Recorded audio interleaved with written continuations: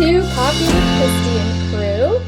And if you have not been here before, I'm Christy Belt Grossman. I am the CEO and founder of Ops Boss Coaching. We are the premier operations community in real estate and outside of real estate with education, coaching, and community for operations people. And so we do a once a month, really casual conversation that we call Coffee with Christy. It is not a class. So if you have questions and you want to participate or you have expertise, feel free to join it. It started out as just our coaches getting together, masterminding, and we decided, well, let's just open it up to everybody and share the knowledge. And we would invite different people in for challenges we were having on our teams. And so we're inviting you in today to talk about seminar success secrets. And I have invited in Scott Shuman, who is, like, I think the pioneer. Like, it doesn't feel like it's been that long, but it's actually been multiple years that you guys have perfected the seminar thing. And I know a lot of people have a lot of questions on this, and especially in today's market, where we really want to provide value to people. I think this is such a smart strategy. So, Scott, let me have you introduce yourself. Hi, thanks, Christy. I'm Scott Shuman. I run Sue Adler and I are business partners in the Sue Adler Team. Last year we did about $350 million worth of real estate sales, which isn't all that cool or why I'm here. The thing that's cool and why I'm here is seller workshops and buyer workshops. And so we've been doing this now since the end of 2019. We've had over 3,500 people through our workshops. We do them pretty much every week, sometimes twice a week. And my average attendance right now is somewhere between 15 and 20 a workshop. So we know how to get butts in seats and people educated. And I agree with Christy. I think the number one thing in this market is to show value and lead with education. And workshops and seminars are certainly, in my opinion, one of the best ways to lead with education, because people then come to you because of your education, because of your knowledge basis, not because they just want to buy or sell something. I think that's really important. So we definitely get into more of that today. Love it. Awesome. So you've got the numbers to back it up. 3,500 people is a lot of people having come through. So let's start out. I sourced a bunch of questions from our community, and I want to Sure. start with kind of topics. Yeah. What kind of, because there's all kinds of we can do seminars on a million different topics. What ones are you doing? What have been most popular recently? And what are you Yeah. kind of planning as we head into the rest of 2024? Yeah. So I think, the topic is so market specific. Like, I've had people reach out to me in military markets that your needs in those markets are different than my needs in my market, right? I've had people reach out in vacation markets, same idea. So here's a great little exercise that you can do with your Rainmaker on your own, which is think about every listing appointment you go on. If you took 100 listing appointments you went on the last year, 2 years, 5 years, however long it takes you to go on 100 appointments, right? What are the 5 to 10 questions that come up every single time you go on the appointment, right? For us, it was staging. What is it? Why do it? What does it cost me? What are the benefits of it, right? It was decluttering. A lot of my client bases for sellers are on the downsizing scale of the spectrum, right? And so they're like, hey, listen, I've lived in this home for 30 years. I've had 3 kids here. Look, I still have their, art from kindergarten. What do I do with all of it? And how am I getting from here to where I really want to go? Because I want to get there. And yet, the past is really kind of holding me back here. We had a lot of questions about, I'm in New Jersey. I should have shared that I'm in northern New Jersey, train line towns. And a lot of my inventory is older. My homes are built somewhere between, say, 1900 and 1950. So questions about, hey, I heard horror stories. My friends sold their home and they got a lot of money. And then during inspections, the buyer beat them up and they lost, 50, 60, $100,000 due to inspections, and they're renegotiating the contract. What's up with that? So those are some examples. So what we did was we basically said, okay, how do we package all of that into one seminar workshop? We called it a workshop because we wanted to be interactive. We didn't want it to be us sitting there talking to people. We wanted people interacting with us. And so we said, okay, let's call it a home selling / staging / downsizing workshop, because we figured that kind of in the title incorporated a lot of different people. It wasn't just about selling your home. It was also about staging your home, downsizing, getting the process started. We then led on to basically say, hey, does this sound like you? Curious about staging, concerned about home inspection issues, unsure what to do with years of collected, stuff. If you come to our workshop, we'll teach you X, Y, and Z, right? And that was kind of the genesis of the workshop. As COVID came around, what question came up all the time? Well, how do I sell my home in a COVID environment? Boom, great. That became question number one, right? Curious about, want to sell your home, but curious how to do it safely? We'll teach you how to do it, right? So you guys can look at your markets and understand exactly what the questions are that you're getting every single time, and then come up with the hook that says, hey, does this sound like you? Great. If you come to our workshop, this is what we're going to teach you. I think it It's becomes the same concept, actually, we used to talk about back in the day when blogging was a big thing. Yep. You'd Yep. be like, let's just brainstorm. What are the questions you get? What are the pain Yep. points everybody has? Where are they Yep. struggling? And then, but you're taking that and taking the online, offline. Are you doing virtual or in person or both at this Both. point? Yeah, both. I think the virtual option is cool. Obviously, COVID necessitated that for a while. In person is definitely the best opportunity to create rapport and set direct appointments out of it. My goal is for every 15 people that come to a workshop, we're setting 2 to 3 listing appointments per 15. So 30 come, I'm leaving that day with 4 to 6 appointments. Okay, that was another metric. What about, before we get off of the topic area, Yeah. what time of certain time of year for certain topics, or it just depends on your market? Depends on the market. Yeah, depends on the market. I think Are you focusing more on sellers at this point with everything going on? Listings lead. I'm a KW guy. Listings leads leverage. I know probably everyone on this call is not a KW person, but I was taught from day one, listings leads leverage, and listings leads leverage is what has built our business.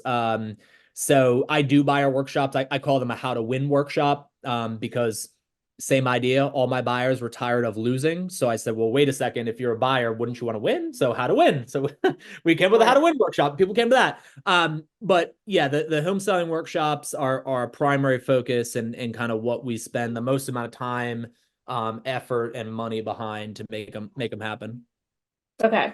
So you started into the metrics. You told us your average attendance is what, 15 to 20?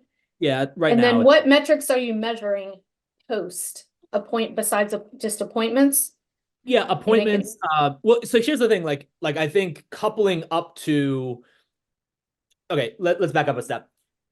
Everybody that wants to do workshops, I think that isn't successful makes one critical mistake, which is they think, much like ISAs of the past, which ISAs are still amazing, but they think this one thing is going to be the golden nugget that's going to change everything.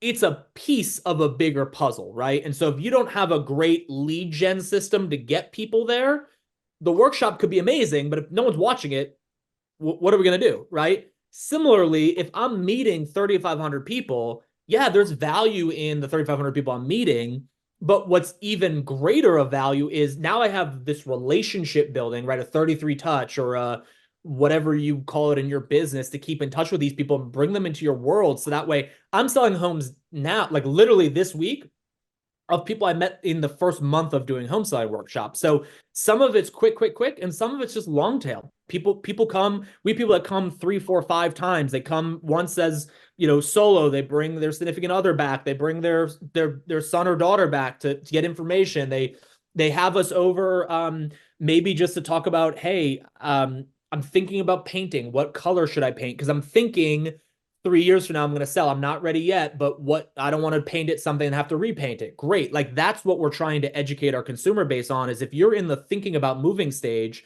we're here as a resource for you, not only in the 30, 60, 90 days leading up to you selling your home. I'll meet with you 10 years ahead of time. I don't care. So yeah, right? so you guys are playing this as the long game. This is not a like, I'm going to do 3 seminars this year and just boom, kill it with closings. And you do. There's definite immediate business that comes out of it, or people that come and then say, do you have a sense of percentages, like a third will buy within this month, a third, or something like that? You probably have 25% that transact in that year. If I would have to, I'm kind of taking a wild guess. 25% probably transact within that year, and the rest are longer term follow up. But here's the thing. So when we did our very first workshop, we were sitting there. We said, okay, what would success look like? And of course, we're like, well, listing appointments, duh. Yeah, listing appointments are good. But then we said, okay, what else would be of benefit? What else could we say? Okay, we really did something here. And what we decided was if the people that came left, knowing us, liking us, and trusting us as their local real estate expert, we did something that no other form of marketing could do. And so what we found was when people come to the workshop, we create a very sticky bond with them because for an hour and a half, they're sitting there learning from us. They're interacting with us. They're meeting other members of my team. They're getting to ask real live questions to us, right? And as we do that, we're building rapport, we're building trust. I don't know how many postcards I'd have to send to somebody, say, I'm the best, I'm number one, I do this, I do that. Consumers don't care. I mean, they kind of do, but they really don't. It's just noise, right? I mean, think about the things that you're attracted to, right? I mean, I was sharing an example the other day. I own a home and it's got older stucco exterior, which isn't important to the story. But I want to get it repainted because it doesn't look that great right now. And so I brought in a couple painters and they all kind of looked at it like, yeah, yeah, I think I can figure it out. And then I found Walter. Walter is like this guy, barely speaks English. He's from Germany. He's probably 65 years old. Gets out of his car, looks at the house. He goes, I know exactly what I have to do. I'll make it look beautiful again. Right. And it's like those people you meet in your life that you just, in a very quick interaction, you go, you're my guy, right? Walter's my dude for my stucco house. I know that's like a totally off kiltered example here, but I think that in home Like selling, and trust. yeah, in home selling workshops, you get that experience for people to say, you know what? Scott's my guy. When I go to sell my home, I'm going to work with Scott. I'm going to give Scott the at-bat. And that's all I ask for. I ask for the opportunity to interview for the job to represent you in your home. And I'm going to build that relationship over time. And that's how it's played out. And I don't know any other form of marketing or event where you really get the opportunity to build that. About hot, warm, cold contacts. This is the warmest, hottest contact you can have is face to face, belly to belly, right? It gives you an opportunity to do that besides a client event. 7 Levels of Communication, one of my favorite books. They have a little pyramid in the book, and we actually have a picture of it in our office. And at the very, very top, and I remind my agents of this, and I'll remind all of you this, the number one way to influence people is one-to-one, face-to-face, belly-to-belly conversations. That's the number one thing. The lowest end of the spectrum is like texting and emailing. It's all good, but it's just noise, it's just marketing, right? If you want to convert people and you want people to know, like, and trust you and your brand and do business with you, you got to figure out how to get more people face to face with you. Right. And providing value is what creates the trust, Yeah. I think, Yeah. too. Yeah. One more question that came up around metrics is, do you have a metric around how many sign up and how many show up? Yeah, so we've really not, knock on wood, not had that big of a problem with that. I would say that for every, let's say, 40 that sign up, you get 30. I mean, there's probably a 15 or 20% drop off as there is. But here's the thing, like, I actually kind of don't care. And I know that sounds weird, but they've already signed up. They gave me all their information. So now the magic is in my system of follow-up because life happens. I'm not expecting them to call me, oh my gosh, Scott, who I've never met before, and I'm coming to this free workshop. Like, I'm so sorry my granddaughter got sick, or my daughter got sick, or my dog got sick, or you know what? It's cold and rainy out, and I just don't want to go to the library and hear you yabber for an hour and a half, right? Like, I don't need that, but I can check in with them, right? Hey, I'm so sorry I missed you last night. I noticed that you signed up for a workshop and you weren't able to attend. Was there something I could help you with right now? Or, hey, I have 3 other dates coming up in the next 90 days or 60 days. Is that, I'd love to sign you up for one of those. But, oh yeah. So it's not People did you have come to your first one? The very first one, we had 35 people at the Oh, workshop. that's fantastic. Yeah. Yeah. So Okay. you start I think people with, ask that question because they're afraid they're not going to get enough people there and it's going to be really awkward. guys, I've done workshop with one person. I mean, it's just life happens. Like, they're not all rock stars, right? I mean, I'm sitting here saying, whoa, look at me. We've had ones where, like, we've canceled them, right? Where I've looked and there's been nobody signed up and we had to move them. Or I've caught on early on that we only had one person signed up and we've moved them to another week, or we call them and I say, hey, good news. You get a private lesson. Instead of coming to the library, I'll come to you, right? And people kind of laugh and they go, oh, yeah, that's great. Great But script. listen, they're not all winners. They're not all packed. I have one. We just did one 2 weeks ago at the Livingston Library, which is one of my local towns. And the library worked with us to promote it as well. It was their rule that they promoted it. And I said, well, okay, yeah, more promotion is fine. And we had over 50 people in the room. all engaged, all signed in, all with good content information, et cetera, et cetera. So some of them are winners, no doubt, and some of them you feel like, man, that stinks. And it's presenting to the public, by the way. Some of the audiences you get are amazingly engaging, incredible people. And others, they're looking at you like you got 90 heads and you're thinking like, why am I here? Like I want to go home, and that's just presenting, you gotta have the energy to work with crowds, no matter if they're giving you the And energy you back. never know. I know because my team used to do them too. Like some of the people that never raised their hand, never said a word, you never met them, were the ones that called you 6 months later and said, I was Yep. at your seminar. Oh, yeah. So, Yep. okay, so let's talk about content and format. Do you have a set format that you kind of run across seminars? Is it different? Is there PowerPoint? Is there handouts? Like, walk us Yep. through what it looks like. Yeah. So there's definitely a PowerPoint. That's the number one question I get is, what is it? What is it? Take your listing consultation, add lots of pictures. Bingo, you got yourself a workshop. Congratulations. Do not overcomplicate it. Do not overthink it. It doesn't need to be complicated. It just take whatever you're presenting, which I assume is your team's unique value proposition or your unique value proposition, and share it. And if you can do that and you can show examples of what people need to do and why to do it and the results you get because you do it, you'll be a winner. So yeah, when people come in, we have a packet we give them with just some general information, like in my case, like where to donate things, right? Because that becomes a big question. We give them a copy of their tax sheet, right? Just because people find it fascinating. Oh, I didn't know. I thought my property was half an acre. It's only 0.4 acre. Whatever. People find that stuff fascinating. We usually print out a copy of their Zillow page because everybody wants to talk about their estimate and their value. So we include that.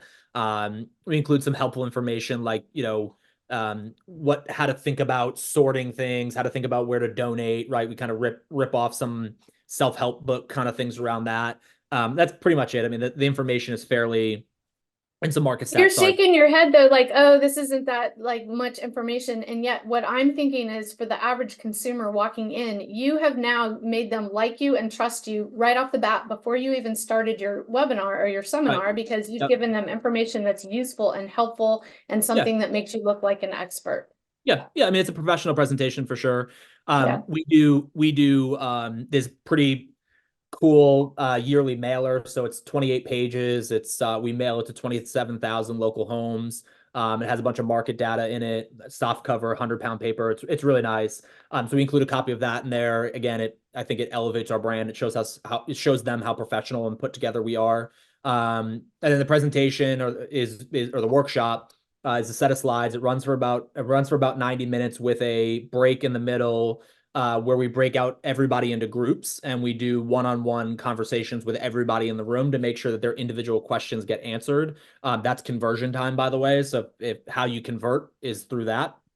So ours starts out talking about pre-inspection, basically. Why do a pre-inspection? We interview one of our transaction managers. They meet another face of the team. It segues into the prepping process, right? Selling, organizing, donating, home staging, different examples, magic of paint and staging, et cetera, et cetera. Then segues into marketing. So it talks a lot about, what you should be looking for in what you should be looking for in marketing your home for sale, casting the widest net, et cetera, et cetera. It then goes into the market, pricing, strategy, that sort of thing. Then kind of wraps up with a general Q&A and kind of just a general overview of And our who team. is speaking and leading the 90 minutes? So we have myself, Sue, and 3 listing agents right now that do it. That would be another suggestion, like find the person who's a good presenter. I find that especially on big teams and as they get successful, you get people to say, "Oh, I can do that," but they're not the personality for it, and that's okay. And so if what may work for one may not work for the other. So make sure these people are really good at presenting and they have they're attracting people to them, right? That's the goal. You want people to leave saying, I need to talk to that person. I need to work with this team because wow, that was incredible. Okay, and then are you getting sponsors? Where Nope. are you having these? I know you Yeah. said the library, but are you having them on site, off site, all Yeah. of the above? Yeah. So I'm a little bit of a control freak, so no sponsors. My fear, and I could be wrong. I know other people do it differently. My fear has always been that, if my stager shows up and then they call the stager and the stager doesn't remember that they met them through my workshop, then I don't get that opportunity. So I want everyone to come to me, and then I'm the hub, and then I can get you out to the right people. I don't share my resources of people until we have an agreement to work together. It's taken me a lot of time and a lot of money and many uh failed starts to find the right people that do things at a very high level. And so if you want instant access to that, you got to agree to work with me. That's I'm pretty cut and dry on As that. part of your value proposition. Part of my value proposition is you say go and I can make it happen next week for you. No problem, right? You want a painter at your house today that brings his paintbrush with him to start painting? I can do that, right? But if you're not willing to agree to work with me, why should I give you all my vendors? That doesn't seem very fair. Okay. So no sponsors. I do them on site. I do them at public libraries. Public libraries are cheap or free. Like my most expensive public library is $100 for the room. Usually comes with all the equipment, and they usually love having you because not many people ask to have events there. So they're usually like, sure, you want to do an event? Give us $100 and call it a day. The other thing about libraries, which we have found to be very interesting, is when you host something at a library, for some reason, there's an implied promotion by that library and by the community, which entrenches you even more. So I know people have done it at restaurants. I mean, I didn't want to buy people free beers. That wasn't the thing I wanted to do. Yeah, I could offer to buy everyone dinner, but I wanted people there who really wanted to sell their homes, not people who just wanted a free dinner and to hear us talk, right? Well, I think there's implied credibility on top of that with the library too, that it's a third party location, so it doesn't feel as salesy as on site does. Yep. And what we found Which is salesy is not a bad thing, because if you're coming to the seminar because you want to sell your house, I mean, yeah, that's a good yeah. thing. And what we also found was the average attendee of our workshop also uses the library. So it was a very comfortable place they were familiar with. They knew the space. They were comfortable there. I wasn't asking them to go somewhere that they were like, oh, I've never been there before. Or, oh, this is, I didn't want to do it at like a stuffy country club. I mean, I know I don't like those events, and we're all realtors, we're all in the real estate space. Like, how many country clubs you get invited to on a weekly basis if you want it? Like every country club and down, they're all very nice. But at the end of the day, I didn't want to host it there. I wanted to host it somewhere that was education focused, that was like adult education. That was the idea. Okay, and then last question, I'm going to ask you, by the way, to put Scott has a whole program that he teaches, and I'll have you tell us about that and put the link in the chat in a second. Sure. Last question on the content is, so your goal is to get people to set an appointment. Is your goal to set an appointment? Do you set appointments there? How do Sure. you get them to the next step? What's your strategy around that? So, if Sue's presenting, which is a common occurrence, she'll present, and this happens every single workshop. Someone raises their hand and says, "Well, Sue, in my house, I have this pink bathroom, and we haven't done it since 1955. And to sell my home, should I got a quote, for $50,000 to make it marble and blah blah blah blah blah blah. Do you think I should do that?" Now, listen, I might have a gut opinion, but two things. I probably don't know where you live because I just met you. And two, I don't know what the rest of your home looks like. So, is that the one ugly bathroom that needs to be done? Or are all the other bathrooms blue and pink and tan, and you just want to do this one bathroom? Because those are different answers, right? You just set your own appointment right there. I say, Christy, that's such a great question. And I really need to see your home in person in order to give you the best advice. What I'm going to do is Shauna, who's one of my ISAs, she's floating around the back. I'm going to have her come over. She has access to my calendar, and she'll set up an appointment for me to stop by your home for 30 minutes and go through that with you so I can answer that question directly for you. They always go, oh my God, that's amazing. Thank you. Okay, perfect. And then for those who don't open themselves up to the Sure. instant appointment, So what happens is that break is really critical, and Sue really perfected this model. So what we'll do is we break out the room into groups, and in the groups, the agent running the group will look at Christy individually. So there might be 4 or 5 people sitting there. I'm going to look at Christy individually and say, "Hey, Christy, thank you so much for coming. what's one question I can answer for you that you'd get value from tonight? Like what questions can I specifically answer for you in your situation? Inevitably, the conversation again, kind of snowballs into what we were just talking about, and the appointments set themselves. Beautiful. What do you do if you have a really small group? Do you still break down in groups?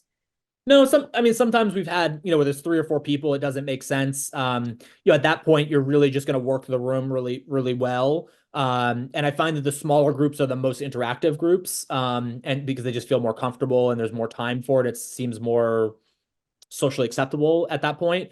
And they actually end up feeding off of each other, which is kind of cool because one person will have a question. Oh yeah, I had that question. Oh, this is my situation. And it kind of, snowballs from there. So, Yep. so in a smaller group, it's sort of like the whole workshop becomes a private one-on-one. And even in a group setting, I could call specifically on Christy if there were 4 or 5 people, where if there were 25 people, like I can't really do that because we got to get moving, and our time constraint is prevalent. Okay, perfect. Okay, we're gonna, after I have Scott tell us about his program, we're gonna go into the questions that we got around lead gen and how you get people there and all that stuff. But I know Sure. you guys, you and Sue are like, we've done this so many times. Tell us what about your program. Yeah. So Sue one day said we should just package this and sell it to people. And I said, okay, great, let's do that. So we put together a workshop for the workshop. So it's, if you go to sueadler.com/HSW-bootcamp, HSW-bootcamp, that will take you right to the link. I think Christy, I sent it to you. I'm sure you'll send it out as I'll well. put it in there. And so it'll walk you through the entire process. We'll actually show you the whole slide deck.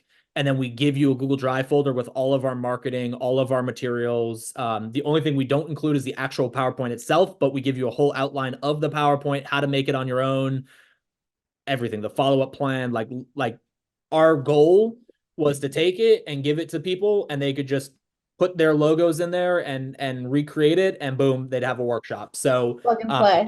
yeah, plug and play. So if you sign up for that, it'll give you the recording of the whole workshop training, which I think was about 90 minutes, as well as all of that content.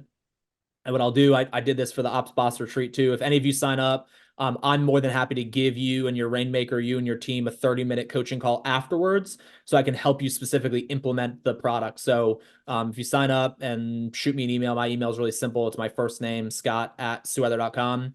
Let me know you signed up. I'm more than happy to set up a private one-on-one 30-minute phone call. That's amazing. Thank you anybody. for that offer. That's amazing, Yeah, of course. Scott. Yeah, I know of that course. plug and play means a lot to all of us who don't have enough time to get everything done. So Yep. check that out. Okay, let's talk about lead gen. How are Sure. you getting people there? Email, marketing, social, database. How much of it So- is warm versus cold? Yeah. So to start out, ping your database. It's a unique value proposition that they've never seen before. You're going to get traction out of your database. Any of you who are in KW, MOFR has been a big conversation, make offer for immediate response. This is just a really unique MOFR. And your database has never seen this MOFR before. It's not, hey, get your home value. Hey, do this, do that. It's come get educated, come learn. You have these questions. I know you have these questions. Come get answers to those questions. That's basically what you're saying, right? So start with your database. It's free. It takes less time because you send an email, you make a phone call, you send a text, you can drive traffic. Start there. The next place is direct mail. So we drive a lot of traffic from direct mail, which are totally cold. So pick a farm, somewhere between say 2,000 and 4,000 people.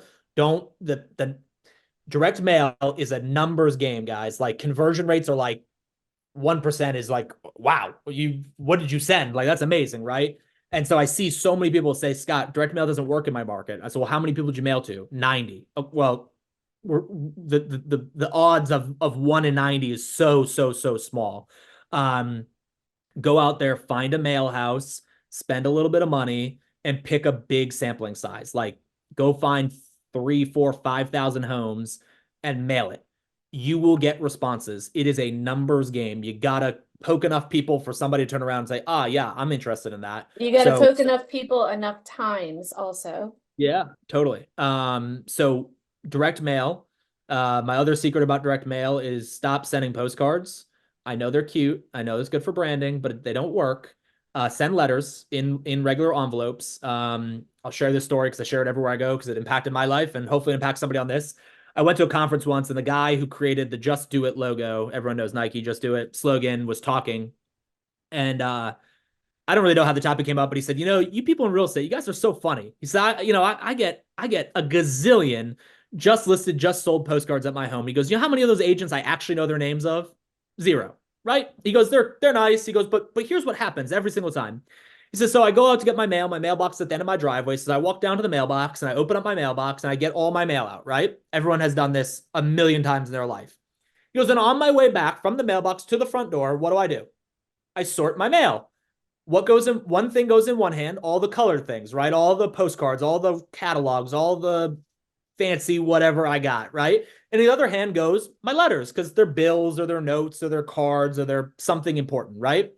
He goes, and then I go in my door and I put the things in one hand under one armpit, the things in the other hand on the other armpit. I walk into my house, I go over to my recycling bin, and all the marketing material, I just lift up my arm and all the marketing material goes into the recycling bin. He goes, then my letters, they go to my center island or your bucket or everybody. I mean, in my household, we have a mail bucket that like overflows, right? We all have that spot. Come on, let's be honest. We all have that spot where all our mail just kind of like accumulates until one day we say, oh my God, we got to go through all this stuff, right?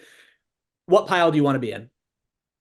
The one that stays in the home, the one that gets the open, the one that gets the read. Stop wasting your money on stuff that doesn't get looked at, right? Because all you get all day long is, oh, okay, and it gets thrown in the trash can. Don't spend your money doing that. Spend your money, spend your time on letters that are going to get read and going to get action. What about social? Are you drawing in a lot through social, or is it mainly those two things, database and direct mail? Yeah, my audience for these workshops doesn't connect through social. My buyer workshop is almost all through social. We do no mailing for the buyer workshop. Because of demographics? You have an older. I'm gonna guess it's a demographic game. Yep. Yep. Okay. I mean, sellers are amazing because they live somewhere. We know where they live. I know every seller's address. It's an amazing opportunity, right? So I find direct mail works with them. Phone calls, obviously in a TCPA compliant fashion. But phone calls, to the extent that they're in your database already, people you met at open houses or whatever, that works. I say this, workshops are an extension of whatever you're already doing. So for instance, if you're a door knocker, God bless you, that's amazing. Connect door knocking to workshops, right? Like instead of saying, hi, I'm Scott, I have your neighbor's house for sale, say, hey, I'm Scott, I have your neighbor's house for sale, and here's this workshop I offer, and I think it might be of value to you, right? Use your lead gen tactics you currently have to get listings, add the component of workshop. So if it's not mailing, like my thing's mailing. If it's not mailing, don't do mailing. Do something else. That's okay. But do something and just make it a part of everything that you do, right? So my team, not only do we do the mailings, not only do we make the phone calls to our database and to the people that we've accumulated over the years, not only are we doing it through door knocking, not only are we doing it through open houses, anytime I meet somebody who's got a home, they get an invite to the home selling workshop. Then they get another invite to the home selling workshop and another invite to the home selling workshop. And it might not be relevant for the next 5 years, but then they say, oh, I want to go to this home selling workshop. And that's all I need. I just need the one time. So just like anything in sales, you got to be there when they're ready. They might not be ready today, but they might be ready 5 years from now. That's okay. Yep. Okay. Is registration required, or is it just we're having it? No, you got to get people to sign up. I want to know who's coming. I want them to sign up. Ask good questions. You'll get good. Ask great questions. You'll get great answers. So we use Eventbrite. We found that Eventbrite was a really socially, like, people just were comfortable using it. Again, they weren't registering on my website. They were registering on Eventbrite. So Eventbrite is where we host all of it. I want name, cell phone number, email, how long have you lived in your home, bed bath count, what questions can we answer for you? Why are you coming, right? Source. We ask all of that in our registration form, and they're all required. We get it filled. 3,500 plus people have filled out that form. So, I think people shy away from that. I mean, I want people to sign up that are coming. And if you didn't sign up, because we've gotten walk-ins, you sign up at the door. That's okay. The ticket's free. So price doesn't go up night of the event. So if you haven't signed up, great. When you show up, we'll ask you to sign in and get your information from there. Love it. What happens afterwards? Are they just flowing into your typical touch program? Is there something targeted just for the people who have attended? Yeah. So the next morning they're going to get a follow-up email with a thank you. Thank you so much for taking time out of your. We didn't talk about this. We host weeknights typically around 7 o'clock. We found that that's just a good time that people are available. So 7 o'clock, typically Wednesday or Thursday. Monday's Monday, Friday's Friday. So Tuesday, Wednesday, Thursday, kind of the days that are available. We've done them weekend days. Again, I think that's more of your market thing. But I don't know. I had somebody once call me and they're like, yeah, I'm doing this workshop and I'm doing it, Wednesday at 1 o'clock and I can't get anybody to sign up. And I'm like, but everybody's busy Wednesday at 1 o'clock. And they're like, well, they're like retirees. And I'm like, okay, they're not just sitting like my grandfather's 95. He's got Sure, at 1 o'clock. He's got a more full dance card than I do. I mean, this guy's always got something going on, right? So I'm like, you got to do it at times when people are available, right? And so I found weeknights around 7 o'clock, people are generally available. So rather, the next morning they're getting a follow-up email specifically thanking them for coming. Any resources we promised to send, we're including in that email. They're then getting a follow-up phone call. If they had not set an appointment already, they're getting a follow-up phone call from an ISA who's talking to them about, how did you like it? What are your next steps? What's your timeline? Why would you move, et cetera? Just asking great questions. And then from there, we're going to establish what our follow-up plan, is going to look like. Are they a hot nurture watch kind of idea? Everybody, regardless, is now a past client. They're treated like a past client. They're going to get invited to all the client events. They're going to Pi Day, Client Appreciation Day, Pumpkin Patch Day, whatever we're doing, they're in it. They're on the email list now. So they're getting the new listings. They're getting the market stats. They're getting everything. We use Fellow. I don't get anything for you using Fellow, but if you have not used Fellow, Fellow is amazing. Fellow is like a AVM, automated market value kind of tool, kind of on steroids. It's hard to explain in this setting, but the website's HiFellow or HelloFellow.com, one of those. So everybody gets on a Fellow program, so they're getting automated home values, those sorts of things. It's like HomeBot. If you use HomeBot, it's to be a better version of HomeBot. Okay.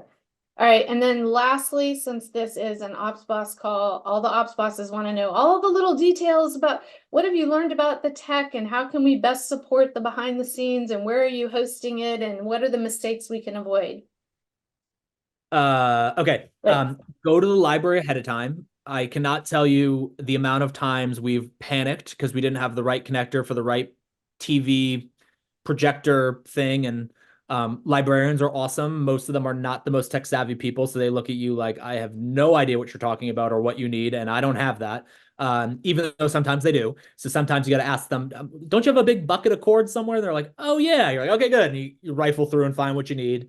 But we've definitely had a couple moments of panic where we're like, okay, we're going to flip our laptop around to this big room and hopefully people will squint and see it. I don't know, so definitely show up ahead of time and kind of get an understanding of what you're dealing with and what technology you have to make sure it all goes seamlessly.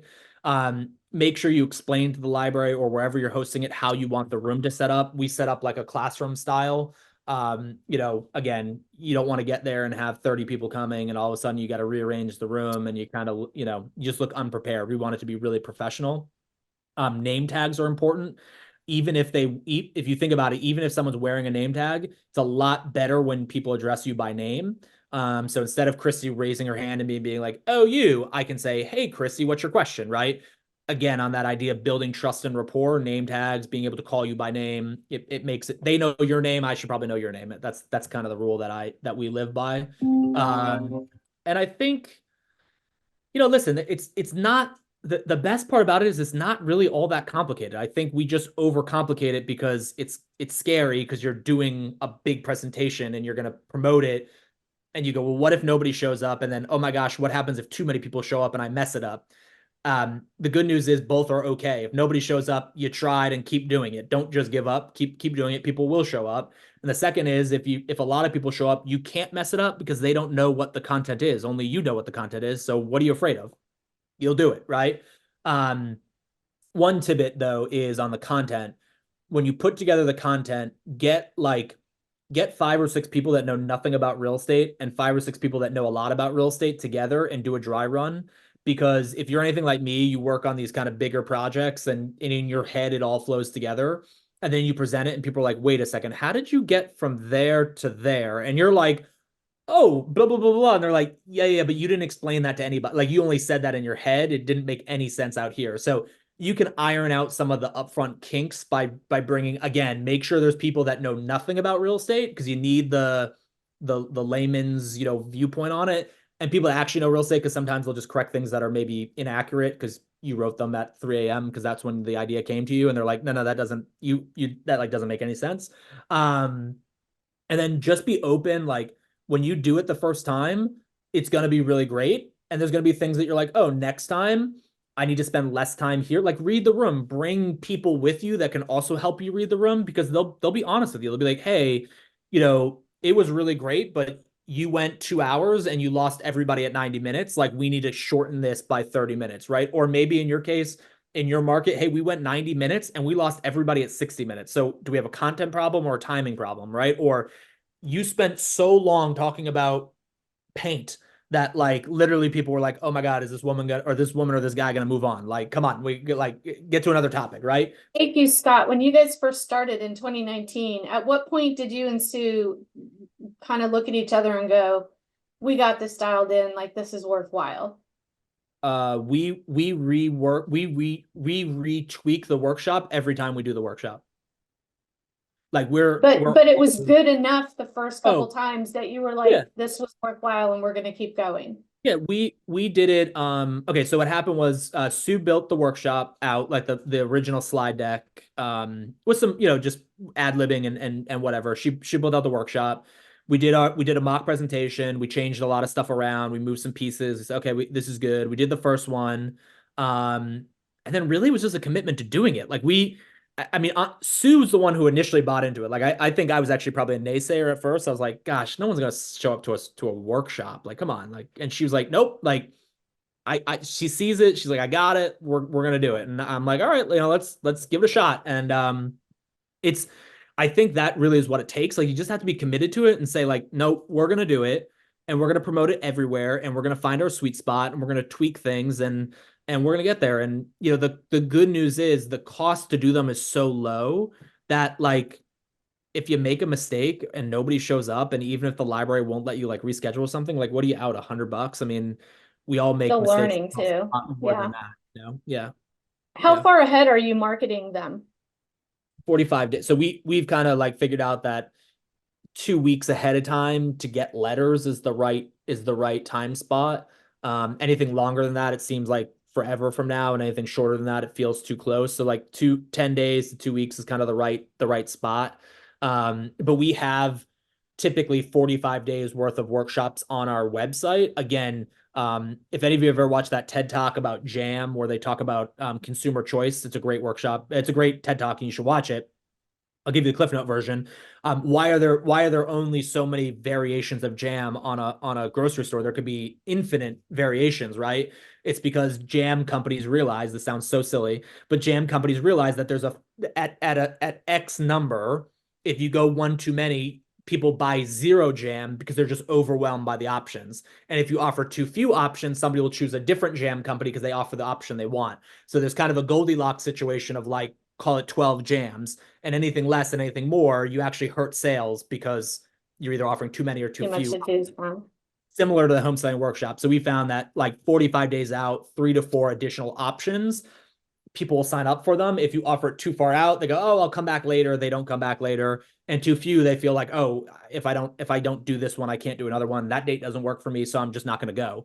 Obviously not the option we want. So you got to offer a couple different options for people to come, both in person and virtually. Any mistakes that you made that we can learn from and not make? A freaking billion. Number one, we brought wine to a public library on our first workshop. That's apparently a big no-no. You can't bring alcohol to public places. Don't bring alcohol to public places. You get really upset librarians. So I'll save you that one. Don't do that. Do you That serve wine when you have it on site now? Or uh, do you? No wine offer. We don't really. We bring water, bottles of water, and a cheese platter from King's, which is a local. I mean, people are not coming for the food. Trust me, they're Yep. coming to learn. Okay. And we happen to have a little cheese in the corner. Um, what else? You know, I think as you scale it, we definitely didn't build the systems to market it appropriately up front. So we had situations where like letters would get there too late, and all of a sudden, someone's getting a date that was 3 days in the past, and they're calling like, "Well, wait a second, I just got this letter, and you already did that sort of thing." I think that's really avoidable. Making sure you're really systematic with the way that you're marketing and presenting it. Um, I think probably you definitely can get to a place where you overthink it. And that's why that's why I said, like, just keep it simple. Like, it works. If it works, keep doing it. Like, don't try to overcomplicate it and redo it in your brain. And I think just human nature is to do that, especially when you do it over and over and over again. You want to like refigure it out. And every time we've kind of strayed from what we know works to sort of like reinvent it. It doesn't work the way we thought it would. So like just keep it simple, stupid, KISS and let it run and it works. And make sure you have enough staff there. I think that's the other thing. If you have 30 people in a room, you probably need 5-ish people from your team there. Or if you're a solo person or a partnership, bring some volunteers with you, pay for some extra help. Because it just you can't handle the level of conversation. You can't get that interaction level. It's like, think about doing a really busy open house. It's like after a certain amount of people, yeah, you met a bunch of people, but you don't really have a relationship with anybody. They all just kind of came and went. It was very transactional. And our goal is to be much more relationship driven and get them leaving saying, oh, wow, they were great. They really knew what they were talking about. This was really informative and helpful. And hopefully they refer people to the workshop. Pleasantly surprised you that you didn't expect to happen? Well, for me, I think, up front, I was a little bit of a naysayer for sure. So I think the fact that it not only took off, but took off at a high level, that's been really cool. 3,500 people is a lot of people to meet over 3.5-ish years, 4 years now. That's been really amazing. And truly, like, I think when you talk about it, people are like, well, who the hell would go to that? Like, what, like, why would anyone go to a 90-minute seminar? Like, the people who come leave loving it. Like, people have written us reviews, emails, they call us, they call us saying thank you. They send other people. Like, I think we don't understand the value of what we offer out. I think that's so true about so many things. This is like a great Sarah Reynolds, who many of you probably know, was on the Gary Keller Top 100 Mastermind, and we're talking about like showing value in the things that we do, and she made a great comment. She said, so often our brains go to the things that we think are like unique or that are like the extraordinary things we do. But to the average public, like the basic things we do are really freaking cool. And she shared this story about a time she lost a listing. And when she called to understand why she lost the listing, the person said, oh, well, we really liked you and you guys had great ideas. But, this agent told me that they were going to put this really cool high-tech electronic box on my front door, and it was going to give and it came with an app, and agents were going to be able to schedule showings and access my home through that. And I just thought, wow, that really is differential. And she goes, a Supra lockbox? And yeah, you have that too. And it was such a reminder. I don't remember if it was, I think it was her example, but maybe she was sharing somebody else's. It doesn't matter. The example, the premise of it was, how many things do we do that the average consumer out there has no concept of the value that brings? And when we can bring that to the table, people go, wow, that's really cool. And maybe it's something that we're just like, yeah, that's our everyday. And it's because it is our everyday, right? It's our everyday. It's there once in a lifetime, or there once every Well, 10 that's to the thing, and that's who's going to sign up. When you're doing something once in a lifetime, like, oh, I'm going to go on a safari in Africa, you're Yep. going to devour information about that to make sure you have the best African experience. So why wouldn't they sign up for a 90-minute seminar? Luann asked a great question. We have 4 different workshops we're doing this year. Do we market outside of our database to different populations, like pulling info from title, or do we market to the same people over and over? Both. Both. Yeah, that's what I was going to say. Both, and you can definitely start playing the demographic game to try to understand the people that are most likely to come. So for instance, when we did an analysis over all the people who came, we found that on average people were in their homes for a minimum of 20 years. So if I'm going to do a mailing and I'm going to be smarter about it, well, I'm going to take out the people that bought their home in the last 10 years or 15 years, because unlikely there's a smaller percentage of chance that they're going to come, which now opens up more people I can mail to in a larger geographic net who have been in their homes for 20 plus years, right? So you can definitely start playing that game. I would caution you though, sometimes kind of like with that over complicating it thing. I think sometimes we spend so much time and so much money and effort to buy this widget that's going to tell me all these people we're going to sell and da, da, da, da, and it's like, wait a second, if you just mailed to everybody, it'd be cheaper. Or you just marketed to everybody, it'd be cheaper just to go Because to maybe they're not going to sell, but they know someone who is. yeah, Or they yeah, have yeah. a daughter or a son or a grandparent, whatever. Yeah. So I definitely think you can be smart with your list creation and kind of your ideal client and avatar. But the same token, don't overthink it, because again, I think you get into this analysis paralysis mode and you say and then all of a sudden you don't do it. It's 6 months later and you haven't done anything. Just do it. Awesome. Grace and Madison, I think Scott answered your questions about how do you get turnout. We talked about that. Do you find too many questions deter registration? And you said no, they're all required and people fill it out if they want to come. If anyone else has any other questions, feel free to put them in the chat. I have put our link to our website there so that you can, if you are interested in any of the upcoming classes. Also, group coaching information is on there, and one-on-one coaching retreat tickets should be coming out soon. Last questions. Anybody have any last questions for Scott before we let him go? This was really invaluable. Scott, anything else you want to add before we close out? Sure. I think globally, make sure that you and your teams are focusing on what you do to add value in the transaction, both on the list side and on the buy side. Reminder that compensation is only ever in question in an absence of value.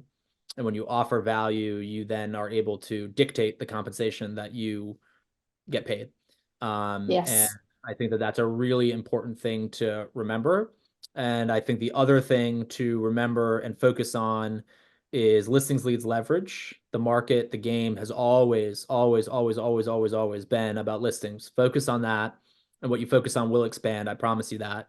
And last but not least, I think that our industry is in this situation of change, and I'll rip off what Gary Keller said. Gary said, when people hear change, you always think about what you're losing, what's being taken away from you.